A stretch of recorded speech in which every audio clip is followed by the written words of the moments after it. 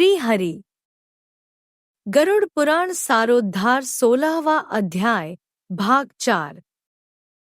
यह संसार दुख का मूल कारण है, इसलिए इस संसार से जिसका संबंध है वही दुखी है, और जिसने इस जगत का त्याग किया वही मनुष्य सुखी है। दूसरा कोई भी कहीं भी सुखी नहीं है। यह संसार सभी प्रकार के दुखों का उत्पत्ति स्थान है, सभी आपत्तियों का घर है और सभी पापों का आश्रय स्थान है। इसलिए ऐसे संसार को क्षण मात्र में त्याग देना चाहिए।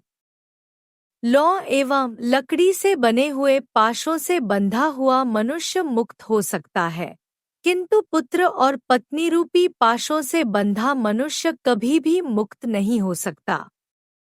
मनुष्य अपने मन को प्रिय लगने वाले जगत में जितने पदार्थों से संबंध बनाता जाता है, उतने ही अधिक शोक के कीले उसके हृदय में गढ़ते जाते हैं।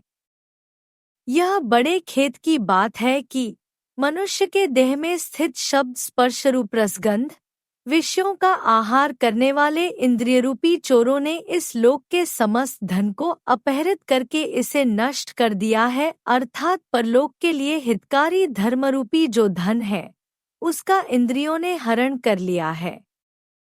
मांसलोभी मत्स्य जैसे बंसी में लगे हुए लोहे के अंकुश को नहीं जान पाता, उसी प्रकार विषयों से प्राप्त होने वाले प्रातिभासिक सुख के लोभ से जीव यमयातना की परवाह नहीं करता।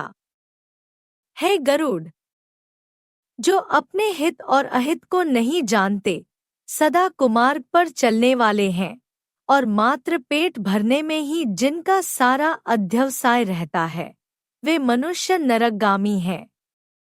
निद्रा, मैथुन और आहार आदि की स्वाभाविक प्रवृत्ति सभी प्राणियों में समान रूप से विद्यमान रहती है।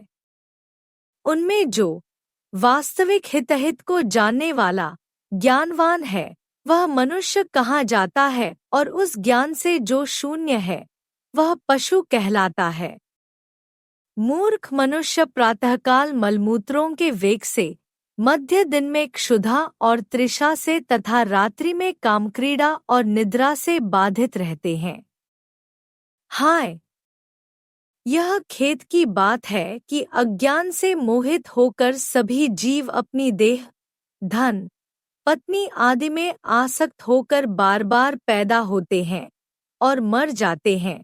इसलिए देहगेह, पुत्रकलत्र आदि के साथ सदा आसक्ति का त्याग कर देना चाहिए, और यदि अपने विवेक बल से उसका सर्वथा त्याग न हो सके तो उस आसक्ति भाव को देहगेहादि से हटाकर महापुरुषों के साथ संबंध बनाना चाहिए, क्योंकि संत पुरुष संसारासक्ति रूपी रोग के भेषज हैं।